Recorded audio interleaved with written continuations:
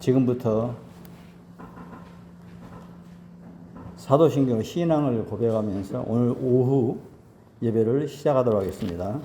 다 같이 사도신경. 전능하사 천지를 만드신 하나님 아버지를 내가 믿사오며 그 애아들 우리 주 예수 그리스도를 믿사오니 이는 성령으로 잉태하사 동정녀 마리아에게 나시고 본디오 빌라도에게 고난을 받으사 십자가에 못 박혀 죽으시고 장사한 지 사흘 만에 죽은 자 가운데서 다시 살아나시며 하늘에 오르사 전능하신 하나님 우편에 앉아 계시다가 저리로서 산자와 죽은 자를 심판하러 오시리라.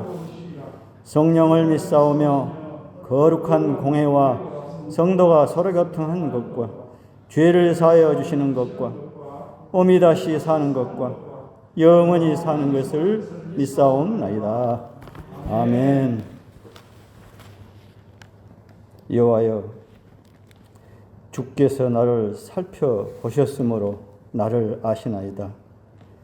주께서 내가 앉고 일어섬을 아시고 멀리서도 나의 생각을 밝히 아시오며 나의 모든 길과 내가 눕는 것을 살펴보셨으므로 나의 모든 행위를 익히 아시오니 여호와여, 내 혀의 말을 알지 못하시는 것이 하나도 없으시니이다. 내가 주의 영을 떠나 어디로 가며 주의 앞에서 어디로 피하리이까? 내가 하늘에 올라갈지라도 거기 계시며 수월에 내 자리를 펼지라도 거기 계시니이다. 내가 새벽 날개를 치며 바다 끝에 가서 거주할지라도 거기서도 주의 손이 나를 인도하시며 주의 오른손이 나를 붙드시리이다.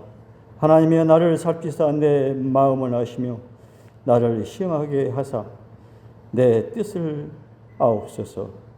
사랑의 주님, 오늘 귀한 이 말씀 가운데 하나님께서 저희들을 살피신 줄 압니다. 저희들이 지금 여러 가지 어려움 가운데 있지만 오늘 귀한 예배를 통하여 다시 한번 회복하는 귀한 시간 되게 하여 주시고 하나님께서 주신 말씀, 그 말씀을 다시 일어서는 저희들이 되게 하여 주옵소서. 아멘. 찬송가 288장 하십니다.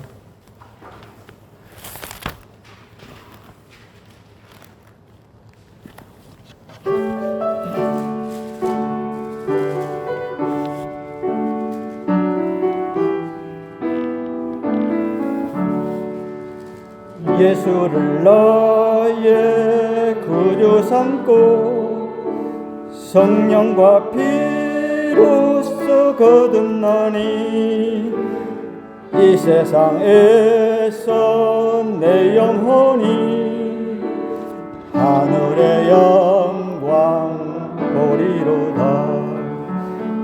이것이 나의 간증이요 이것이 나의 찬송일세. 나 사는 동안 끊임없이 그주를 찬송하리로다. 온전히 주께 맡긴 내 영, 사랑의 음성을 듣는 중에 천사들 왕래하는 것과 하늘의 영광 보리로다. 이것이 나의 간증이요 이것이 나의 찬송일세. 너 서는 동안 끊임없이 구주를 찬송하리로다. 주 안에 기쁜 노래으로 마음의 풍랑이 잔잔하니 세상과 나는 간 것 없고 구속한 주만 보이도다. 이것이 나의 간증이요 이것이 나의 찬송일세. 너 사는 동안 찬송하리로다. 아멘. 김현자 권사님 대표기도 해주시겠습니다. 이어서 성경 봉독해 주시기 바랍니다.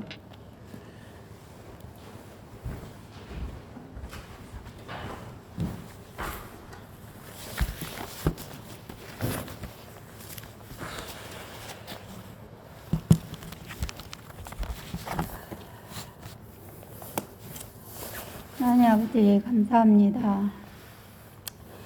그날이 도적같이 이를 줄을 너희는 모르느냐. 늘 깨어있으라. 잠들지 말아라. 주님과 동행하라. 항상 기뻐하라. 쉬지 말고 기도하라. 범사에 감사하라. 이는 예수 안에서 너희에게 향하신 하나님의 뜻이니라. 하나님, 이 찬양이 저희에게 애창곡이 되었네요. 하나님 아버지 감사합니다. 1년이란 세월이 1월 1일에 엊그제 갔건만 12월 마지막 달 마지막 주일 오후 예배로 마지막 기도를 드리게 하심 하나님 감사합니다. 하나님 아버지, 올 한 해를 돌아볼 때 많은 사건 사고 이루 말할 수 없지만 우리의 고통과 아픔이 긴 시간과 세월 속에 우리를 힘들게 모든 일상을 무능하게 만들고 온 세계가 코로나로 인해 많은 사람들이 죽어가는 현실 속에 아무것도 할 수 없는 무능하고 나약한 인간들, 하나님 아버지, 우리의 잘못을 용서하여 주시옵소서. 우리를 불쌍히 여겨 주시옵소서. 주님 앞에 회개합니다. 하나님 아버지, 이 나라도 주님 도와주시옵소서. 주님의 도우심과 함께하심 없이는 너무너무 어렵습니다. 코로나가 우리의 일상을 완전히 바꿔놨지요. 국가는 국가대로, 정치인은 정치인대로, 가정은 가정대로, 개인은 개인주로 어느 것 하나 정상적인 것이 없고 서로 남 탓하기에 바쁜 지금의 현실입니다. 주님 불쌍히 여기시고 도와주시옵소서. 코로나 때문에 우리 선교사님들 들어올 수도 나갈 수도 없는 현실 앞에 우리 인간이 얼마나 나약한가 무능한가. 주님, 우리 선교사님들 하나님 아버지의 사명에 순종하여 목숨 바쳐 십자가 복음을 전하고 있으니 불꽃 같은 눈동자를 지키시고 보호해 주시옵소서. 주님, 코로나 바이러스를 박멸하고 소멸하고 없이 하실 분은 주님밖에 없습니다. 주님 도와주세요. 하나님 아버지, 며칠 남지 않는 2020년도 모든 안 좋은 일들 코로나 바이러스와 함께 다 가지고 역사의 뒤안길로 사라지게 하여 주시옵소서. 2020년도 잊지 못할 한 해입니다. 저 개인적으로도 2020년도 잊지 못할 한 해요. 영적으로나 너무나 힘든 한 해였습니다. 하나님 은혜로 이 자리에 섰습니다. 하나님 감사합니다. 주님 감사합니다. 주님 사랑합니다.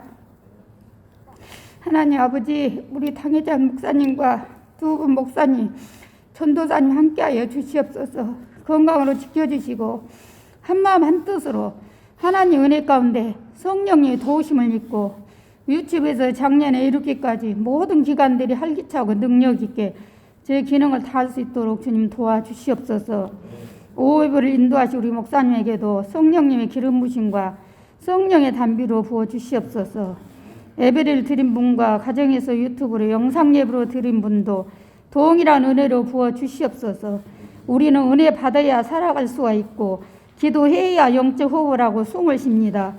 죽는 자가 되지 말고 영적으로 사는 자가 되게 하여 주시옵소서. 감사하고 죄에서 날 구원하신 예수님의 이름으로 기도합니다. 아멘.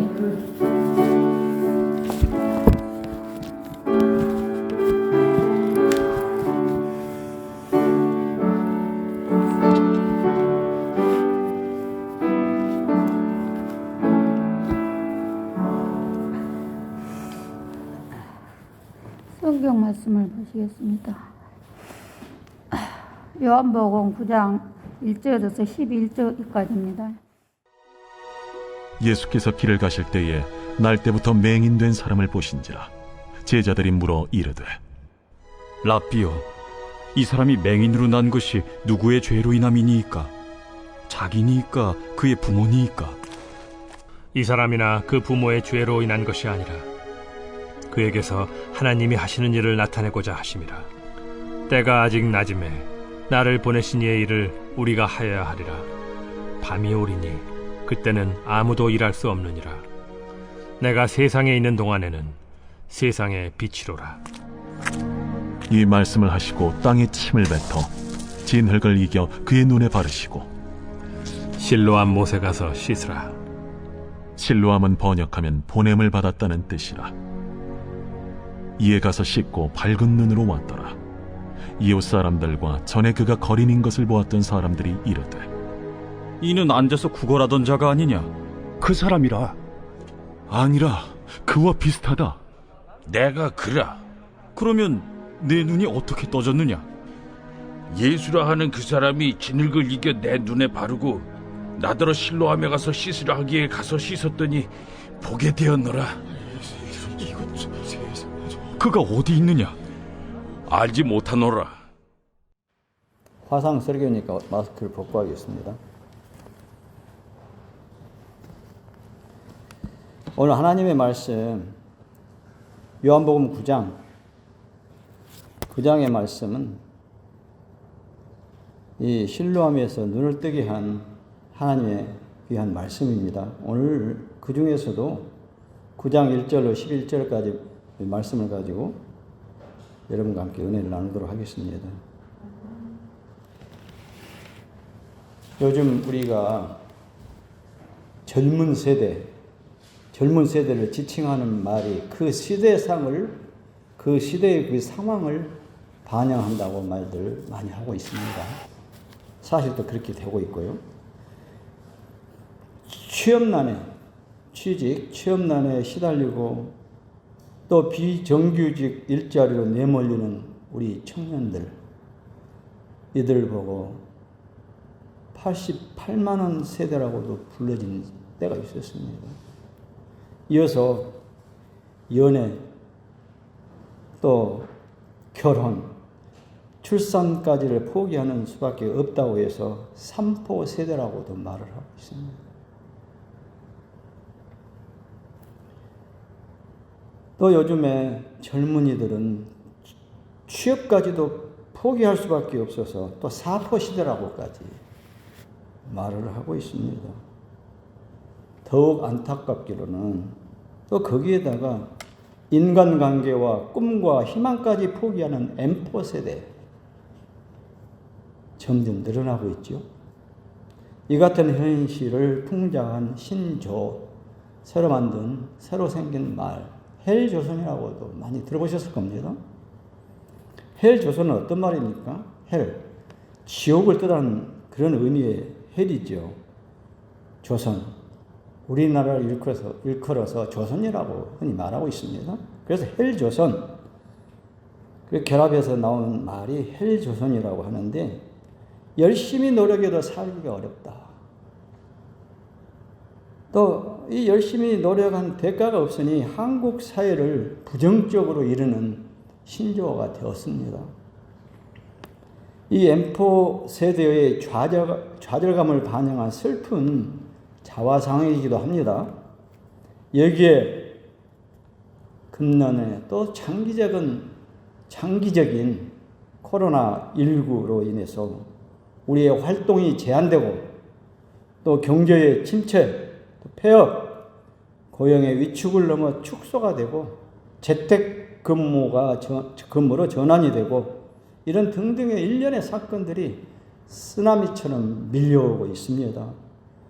이제 산업 구조의 변화가 더욱 불안하게 하고 있습니다. 국적 포기자도 갈수록 늘어나고 있다고도 합니다. 이런 탈한국의 원인은 비단 물질적 성취의 한계뿐이 아닙니다. 돈을 벌고 자리에 올랐다 할지라도 그 과정에서 중첩되는 피로와 지치고 탈지는 그 삶의 만족은 오히려 떨어지고 물질은 찾았기는 하지만 비물질적 가치가 빈곤이 되고 또 그렇게 모든 것이 중첩되면서 한국 탈출을 부추기는 그런 원인이 된다고도 젊은이들이 말하고 있습니다. 이게 바로 오늘 한국 사회를 대변해주고 있는 시대적 징조라고 하는 것입니다. 한마디로 한국에는 소망이 없다고 이렇게들 젊은 세대들이 말하고 있습니다. 저처럼 지난 어려운 시기, 농경문화 시대부터 살아왔던 사람들은 그래도 또 참고 견디며 소망이 있다고 말들 하지만 젊은 세대들에게는 먹히지 않는다고 하는 사실입니다. 그런데도 말입니다. 오늘 본문 1절에서 시작부터 예수께서 길을 가실 때에 날 때부터 맹인된 사람을 보신지라. 날 때부터 맹인된 사람을 보신지라. 나면서 앞을 보지 못하는 소경된 자, 그 소경된 자의 삶의 노상에서 주저앉아 아무것도 할 수 없다고 좌절하여 망가져가는 또 그리고 구걸하는 소망 없는 한 영혼을 오늘 성경 말씀이 서두에서 보여주고 있습니다. 요즘 세대하고 좀 비슷한 그런 상황이겠죠. 그러나 심리학자, 인지적, 우리가 인지한다고 하죠. 인지적 심리학자에 의하면 부모로부터 받는 것, 그것은 바로 IQ, 지능지수라고 말하죠. 지능지수와 성격이라고 합니다. 이것은 부모로부터 받는 것이라고 말합니다. 그 심리학자가 이야기한 겁니다. 이걸 숙명이라고도 말합니다. 숙명. 숙명은 뭡니까? 바꿀 수가 없죠. 이 바꿀 수 없는 것이 여러 가지가 있습니다. 부모를 바꿀 수 없죠. 형제 자매도 바꿀 수 없죠. 그러나 자유의지로 바꿀 수 있는 것이 운명의 한 부분을 바꿀 수 있다고 하는 것입니다. 그 운명과 대조되는 오늘 그 현상을 보여주고 있습니다. 빛이 없으면 하나님께서 창조하실 때 이 땅에 빛을 주셨는데 그 빛이 없다고 한다면 우리 눈은 아무 필요가 없습니다. 빛이 있으니까 눈으로 봅니다. 그렇죠? 빛이 없으면 눈은 아무 소용이 없다고 하는 사실입니다. 내면의 빛이 없으면 진리도 볼 수가 없습니다. 이렇게 요한복음 8장과 9절이 연결되고 있습니다. 빛에 대해서는 요한복음 8장 12절 한번 보십시다. 요한복음 8장 12절 예수께서 또 말씀하여 이르시되 나는 세상의 빛이니 나를 따르는 자는 어둠에 다니지 아니하고 생명의 빛을 얻으리라고 말씀하셨습니다. 그런데 오늘 1절에서 말씀하고 있는 그 당시의 종교적, 사회적 시각은 이 맹인을 향해서 정죄의 시각으로 바라보고 있습니다. 소경은 외적인 문제보다도 더 이상 어떤 소망을 꿈꿀 수도 없는 진짜 문제에 갇히게 되어 있습니다. 2절은 봅니다. 제자들의 태도를 한번 보십시다. 제자들이 물어 이르되 랍비여 이 사람이 맹인으로 난 것이 누구의 죄로 인함입니까? 자기니까? 그의 부모니까? 제자들이 이렇게 묻고 있지 않습니까? 제자들도 죄 때문입니까? 아닙니까? 라고 묻는 것이 아니라 이미 죄 때문이라고 단정하고 그 원인 제공자 이 사람의 과거를 묻고 있습니다. 자기입니까? 부모입니까? 모든 고난의 근거는 과거의 죄 때문이다. 이것이 당시의 종교적, 사회적 시각이었다고 하는 사실입니다. 그렇기 때문에 그들은 가난한 자들, 병든 자들, 그들은 하나님 앞에 온전치 못하다고 규정 지어버리고 그들을 보고 나는, 성경 말씀 많이 보셨을 거예요. 그들을 보면서 하는 말이 나는 저희와 같이 아니하게 하심을 감사하나이다. 그렇게 기도하면서 그들은 다른 부류로 생각하는 것이었습니다. 완전히 차별 있게. 지금도 우리는 삶의 도상에서 언제나 어려움과 고난을 겪을 수가 있습니다. 그리고 진짜 어려운 것은 그 고난을 바라보는 시선에 좌절하고 과거에 묶여 있어서 희망을 잃어버리는 진짜 어려움을 만나게 된다고 하는 사실입니다. 그러나 고난의 이유를 발견하는 과거적 시각으로는 절대로 일어설 수가 없다고 하는 것이죠.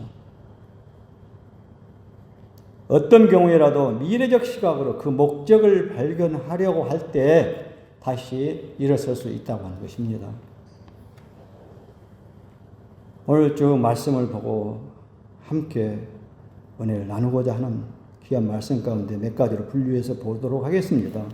고난의 원인은 미래에 있습니다. 역설적이기도 하지요. 고난의 원인은 미래에 있습니다. 사탄은 우리를 과거로 끌고 갑니다. 그러나 하나님은 우리를 미래의 소망으로 인도하십니다.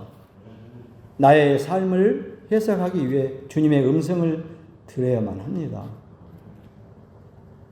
예수님의 소망의 메시지를 들어야 한다고 하는 사실입니다.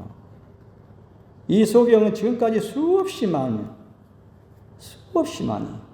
제자들이 하는 그 말과 같은 그런 평가를 많이 들어왔을 것입니다. 소경은 보지 못하기에 청각이 얼마나 발달했겠습니까? 보지 못한 사람들이 청각은 많이 발달한다고 합니다. 그리고 그는 항상 듣던 소리에 익숙해져 가지고 다 이 모든 것이 내 죄 때문이겠지. 너무 많이 들었으니까. 그게 다 내 죄 때문이겠지. 그리고 이렇게 낳은 부모님을 원망하기도 하고 과거에 묶여서 당연하게 받아들여졌을 것이라고 하는 것입니다.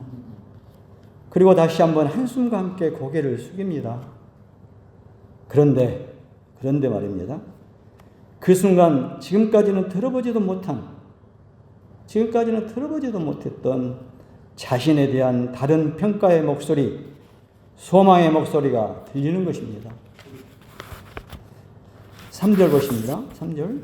예수께서 대답하시되 이 사람이나 그 부모의 죄로 인한 것이 아니라 그에게서 하나님이 하시는 일을 나타내고자 하심이라. 아니라. 이 사람이나 그 부모의 죄로 인한 것이 아니라 더욱더 소경의 귀는 쫑긋 세워졌습니다. 한낱 희망이 보이죠? 하나님이 하시는 일을 나타내고자 하심이라. 고난의 이유가 과거에 있는 것이 아니라 미래에 있다고 하는 사실입니다. 주님은 먼저 눈을 치료하기 전에 진흙을 붙이시기 이전에 말씀으로 그의 마음에 믿음의 소망을 부여하면서 치료하십니다. 아멘. 여러분 모든 기적은 하나님의 말씀으로부터 시작이 됩니다. 아멘. 그래서 고난의 원인은 미래에 있다고 하는 것입니다. 두 번째, 순종의 길을 끝까지 걸어가야 한다고 하는 것이죠. 두 번째, 순종의 길을 끝까지 걸어가야 된다. 예수님은 소망의 말씀을 선포하시고 진흙을 이겨서 소경의 눈에 발라주십니다. 이 소경은 지금까지 누구도 만져주지 않았던 그 예민한 곳을 부드럽게, 그 눈을 부드럽게 만지시면서 사랑으로 바르시는 주님의 손길을 느꼈을 것입니다. 오늘 여러분의 가장 아픈 것을 주님께서 만져주시기를 원합니다. 여러분들의 가장 아픈 것은 어디입니까? 그런데 문제는 그 다음입니다. 바로 물을 부으셔서 씻어주시면 얼마나 좋았겠습니까? 그런데 예수님은 실로암에 가서 씻으라고 하십니다. 소경은 예수님의 말씀을 듣고 눈에 냄새난 진흙을 바른 채로 걸어가기 시작합니다. 사람들이 수군됩니다. 저 사람 눈에 붙인 게 저게 뭐야? 저 명인이 이제는 미쳤구나. 소경은 포기하고 싶어집니다. 침냄새 나는 진흙을 붙인 것이 무슨 능력이 있겠소? 하고 의심이 들기도 합니다. 그리고 거의 다 올 때쯤 되어서 이게 뭐 하는 짓인가 싶어서 그 진흙을 떼어버렸다면 어떻게 되었을까요? 그러나 소경은 말씀을 의지하여 끝까지 걸어갔습니다. 그리고 실로암에 도착하여 씻었을 때 성경은 그의 눈이 밝아졌다고 말합니다. 거리에 나오자 사람들이 그를 알아볼 듯 말 듯 말이 많습니다. 사람의 인상을 결정짓는 것이 어디 있습니까, 여러분? 첫째 어디를 봅니까? 눈을 보죠. 세상에 우리 인생의 삶 속에 또 그리고 그 사람의 모든 고난과 현재 상태를 우리가 볼 때 눈을 먼저 봅니다. 눈을 보는 것이 상례인데 눈이 떠졌으니 어떻겠습니까? 인상이 달라져 버린 거죠. 볼 수도 없는 눈을 감고 항상 있을 때 그 사람의 인상이 어떻겠습니까? 그런데 이제 눈이 떠졌어요. 이 사람의 인상이 달라졌다고 하는 사실입니다. 오히려 이제 막 창조된 어린아이의 눈처럼 너무도 맑고 초롱초롱하겠죠. 하나님을 제대로 만나면 우리 사람들의 인상이 달라집니다. 아멘. 여러분들 앞에 찡찡한 사람이 있습니까? 예수 믿지 않는 사람입니다. 항상 밝은 얼굴, 긍정적인 얼굴, 긍정적인 언어, 이 속에 예수님이 그 속에 내주하고 계신다고 하는 사실입니다. 그래서 이런 이야기를 많이 듣습니다. 저 사람 예수 믿더니 인상이 달라졌어. 많이 밝아졌어. 이제 연애를 시작한 어떤 사람을 보면 저 사람 남자친구 생겼어? 저 사람 여자친구 생겼어? 이렇게 말들 많이 하죠. 인상이 달라졌으니 이제 연애를 시작한 어떤 사람을 보면 항상 밝습니다. 늘 기대를 합니다. 뭔가 자기 마음속에 있는 모든 걸 주려고 합니다. 그런데 그 사람의 눈동자에서, 눈빛에서 서로 간의 그 마음 상태를 읽어내기도 합니다.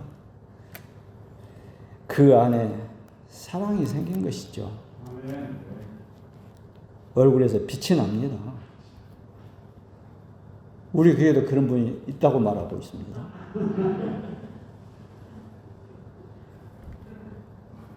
저는 우리가 모두가 그런 말을 들었으면 좋겠습니다.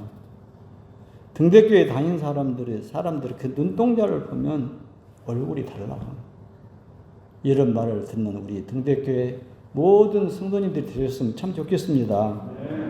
세 번째로 진짜 소망을 발견하시기 바랍니다. 진짜 소망을. 오늘의 본문 뒤쪽에 연결된 이야기를 보면 바리새인과 종교 지도자들은 소경을 불러 추궁합니다. 그렇죠?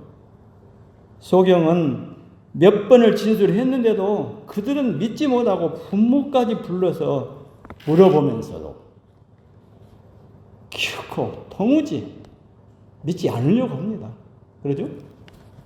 그들은 진실이 알고 싶은 것이 아닙니다. 예수의 그 꼬투리를 잡기 위해서 계속 묻고 있습니다. 볼 수 없는 그 눈, 치료를 받을 수는 있어요. 볼 수 없는 눈. 그런데 보지 않으려고 하는 그 눈은 어쩔 도리가 없습니다. 보지 않으려고 하는데요. 이것이 세상의 현실입니다. 보지 않으려고. 오늘 우리 주변에도 많이 있습니다. 보지 않으려고 하는 정치인들 많이 보셨죠? 소경은 쫓겨나서 길거리에서 다시 예수님을 만납니다. 다시 만나죠. 그이들에게 쫓겨나고. 그리고 소경은 고백하게 됩니다. 주여, 내가 믿나이다. 38절에 보면 주여, 내가 믿나이다. 이 소경이 눈을 뜨고 누릴 수 있었던 가장 큰 축복은 그 뜬 눈으로 예수님을 보게 되었다는 것입니다. 가장 큰 축복이죠. 그 시대 예수님이 곁에 계시는데도 볼 수 없었다고 하는 그 소경의 입장에서 생각하면 가장 큰 축복이 아니겠습니까? 이것이 기적 중에 기적이요 축복 중에 축복이 아니겠습니까? 육체의 눈만 뜬 것이 아니라 영적인 눈까지 뜨게 된 것입니다.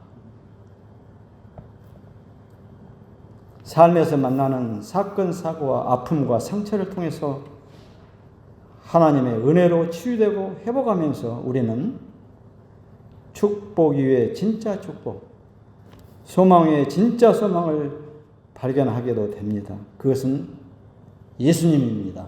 그렇죠? 예수님.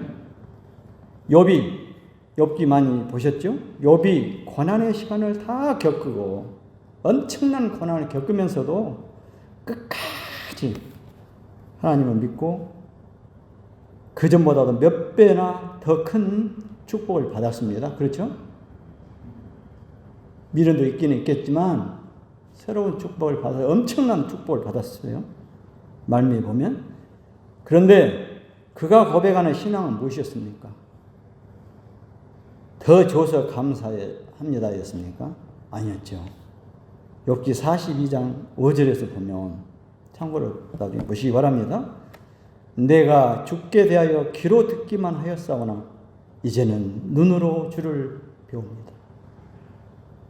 욥의 고백입니다. 소경은 지금 눈을 떴지만 언젠가는 다시 또 감고 뜨고 하게 될 것입니다. 중요한 것은 이제 무엇을 바라보고 사느냐입니다.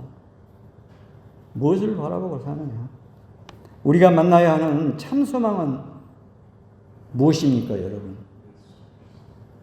오직 예수 그리스도 그 한 분뿐입니다. 오늘 읽은 9장 뒷부분 40절에 보면 예수님은 바리새인들에게 본다고 하는 너희야말로 진짜 영적인 소경이라고 말합니다. 우리도 어떤 사람의 과거만 본다면 우리도 맹인일 수가 있습니다. 어떤 사람의 과거만.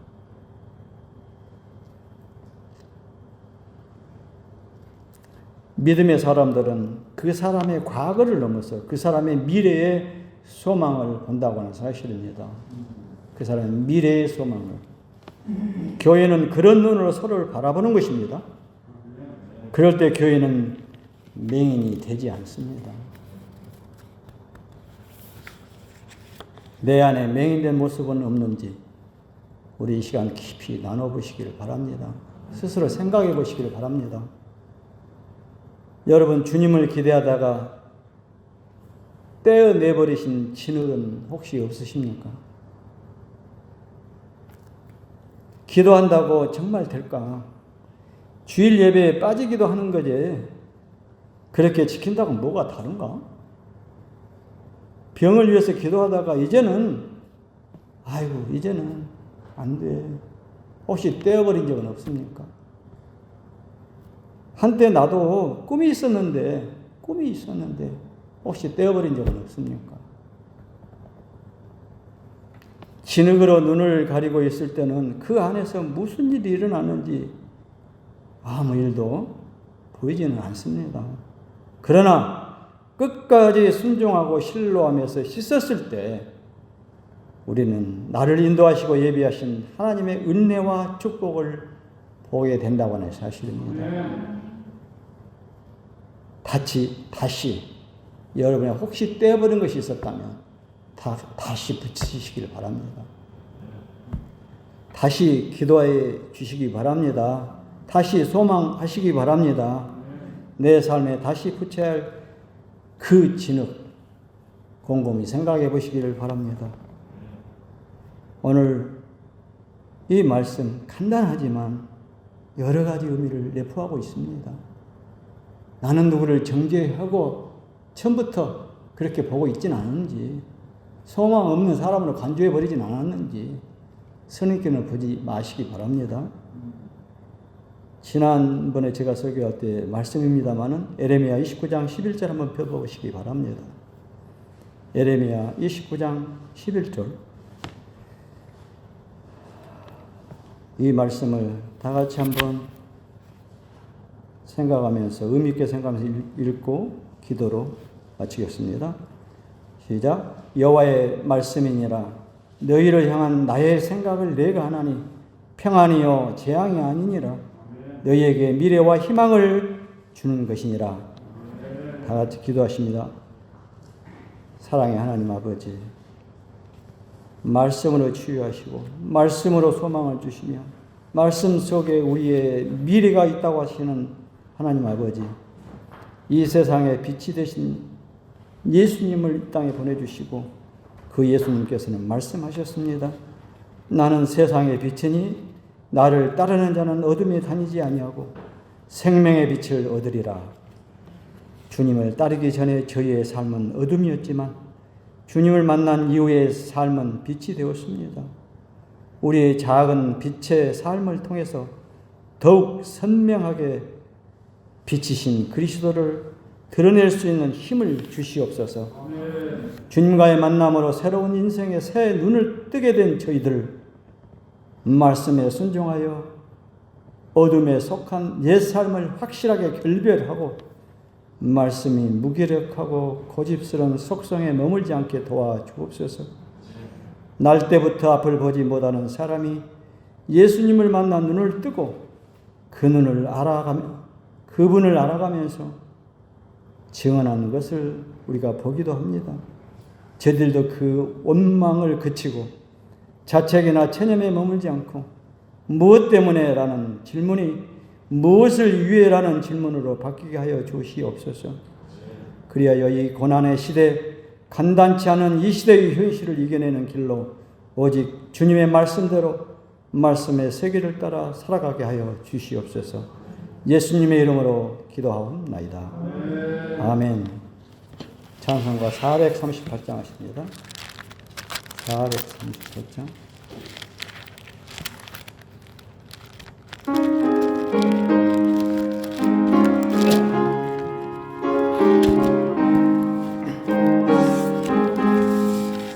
내 영혼이 은총 입어 중한 죄짐 벗고 보니 슬픔 많은 이 세상도 천국으로 허하도다. 할렐루야 찬양하세. 내 모든 죄 상 받고 주 예수와 동행하니 그 어디나 하늘나라. 주의 얼굴 뵙기 전에 멀리 뵈던 하늘나라. 내 맘속에 이루어지니 날로 날로 가깝도다. 할렐루야 찬양하세. 내 모든 죄 사함 받고 주 예수와 동행하니 그 어디나 하늘나라. 높은 산이 거친 들이 조막이나 궁궐이나 내 주 예수 모신 곳이 그 어디나 하늘나라. 할렐루야 찬양하세. 내 모든 죄 사함 받고 주 예수와 동행하니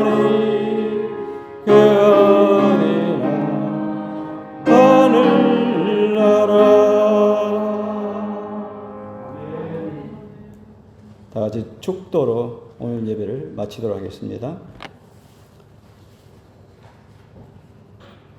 지금은 우리 주 예수 그리스도의 은혜와 아버지 하나님의 지극하신 사랑하심과 가정에서 화상으로 경건한 마음으로 예배에 집중하며 내일의 소망에 무게를 두고 살아가기로 작정하는 등대 가족들의 머리 위에, 그리고 이 나라 이 민족 위에 복음을 들고 해외에 나가 사명을 다하고 있는 선교사님들의 그들의 머리 위에 성령님의 내주하심과 교통하심과 교제하심이 영원토록 함께 계실지어다.